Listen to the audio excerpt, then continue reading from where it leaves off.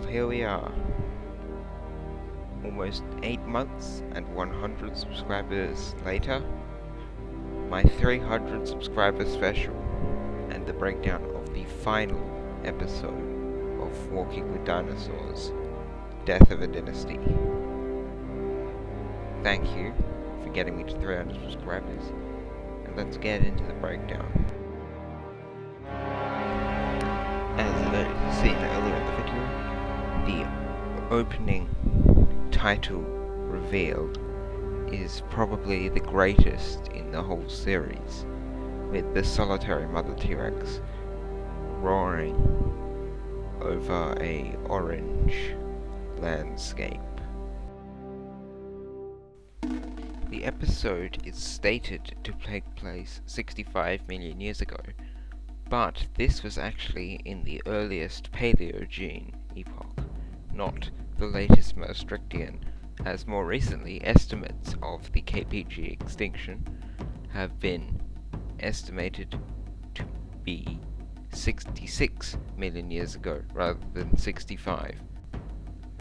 Hell Creek Formation in the Maastrichtian was actually a swampy environment like shown in Prehistoric Planet, rather than a desolate ash field, which was filmed for this episode in Chile.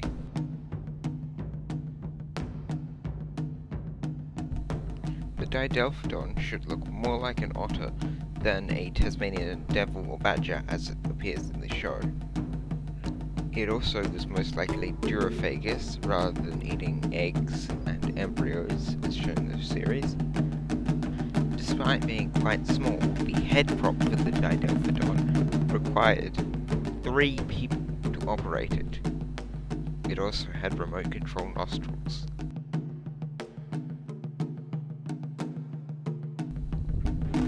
The T-Rex's hands should not pronate. The growth rate of Tyrannosaurus rex was actually quite slow, being similar to humans in fact. So the chicks would definitely not have been 1 meter long at 1 month old as shown in the show. Tyrannosaurus rex's head would have been much longer, less boxy and cute, and more rounded, and would have had osteoderms around the eyes. Tyrannosaurus rex probably could not roar, as it lacked a complex vocal apparatus, and it would have made snarling or hissing sounds. The brooding behavior of T-Rex, nodding for months while protecting the eggs, appears to be based on ratites such as emus and ostriches. It is interesting how different animals are shown to have different brooding behaviors, like the Diplodocus are shown to abandon their eggs, bury and abandon their eggs like turtles. The T-Rex is shown to behave like ratites, and the Leelinosaura are shown to behave like megapods.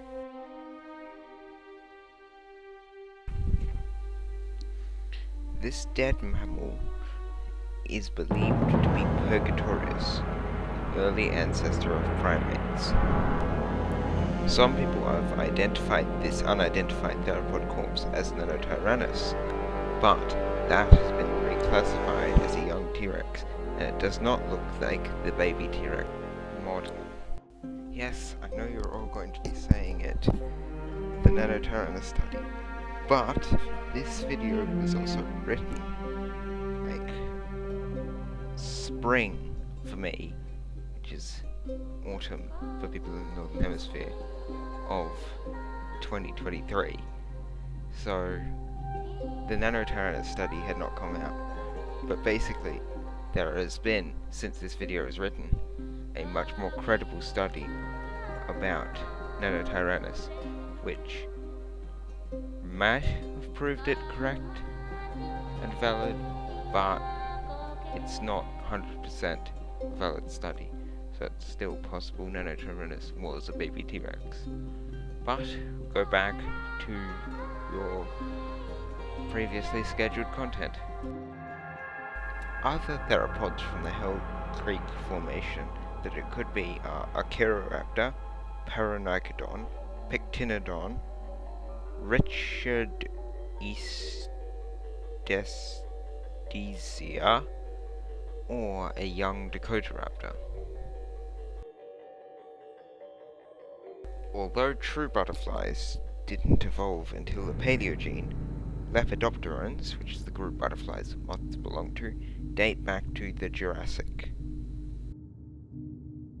For some reason, the US version of the series labels the Thescelosaurus as Hypsilophodon, an ornithischian which lived 60 million years before the episode was set, in Britain rather than in the USA. The Thescelosaurus also uses a recolor of the Leelinosaura, Ophinelia, and Dryosaurus model.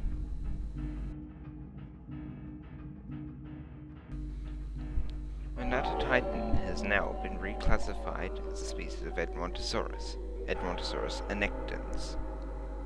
Edmontosaurus and other hadrosaurs did not have thumb spikes, and in fact had large hooves on their hands. The thumb spikes are a result of it reusing the Iguanodon and Muttaburrasaurus model, but slightly modified, and the lack of hooves is due to that not being discovered yet. It is correctly stated that hadrosaurs were some of the most common dinosaurs in the late Cretaceous. Edmontosaurus is very small in the series, shown to be much smaller than T-Rex, when it was in fact the biggest creature known from the Hell Creek Formation.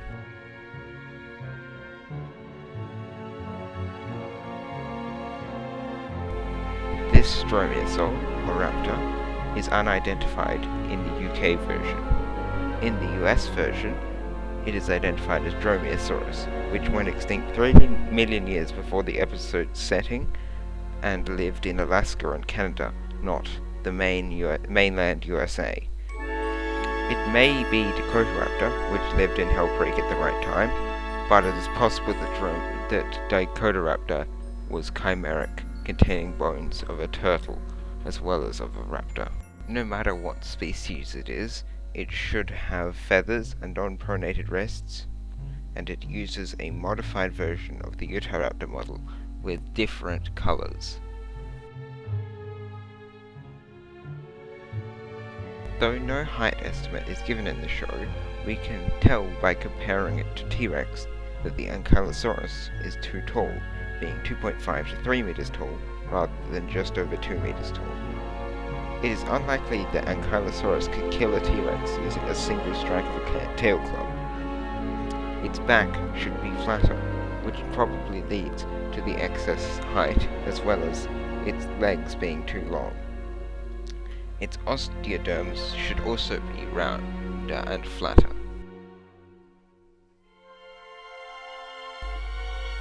The Torosaurus and Triceratops most likely had quills on its tail, based on evidence found from its relative Psittacosaurus.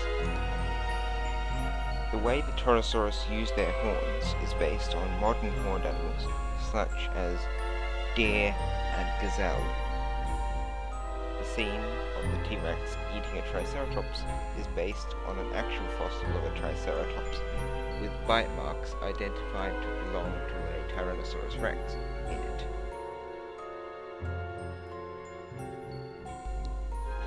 Quetzalcoatlus reuses a modified Ornithocaris model with a small crest on the head and the keels on its beak removed. It should have a much longer and thicker neck, as well as same with the beak. It should walk in a much more upright stance, and should have a large, rounded crest at the top of the head, rather than a small pointed one at the back. The series states that pterosaurs were almost extinct at the end of the Maastrichtian, but this has been proved untrue, with multiple families known from the latest Cretaceous, with Asdarchids being the most common. It should have pycnofibers and rounded backward folding wings, which are mistakes carried on from the Ornithocaris. Quetzalcoatlus is not known from Hell Creek, but there is an unnamed Ajdarkid, which is most likely a Quetzalcoatl known from Hell Creek. Quetzalcoatlus also appears in the Walking with Dinosaurs movie, where it is more accurate, but still not perfect.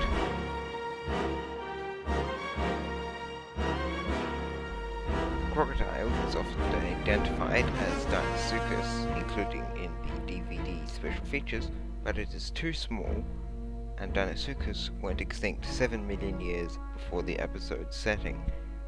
It also has the wrong snout shape, with a more long snout, when Dinosuchus had a much thicker alligator-like snout.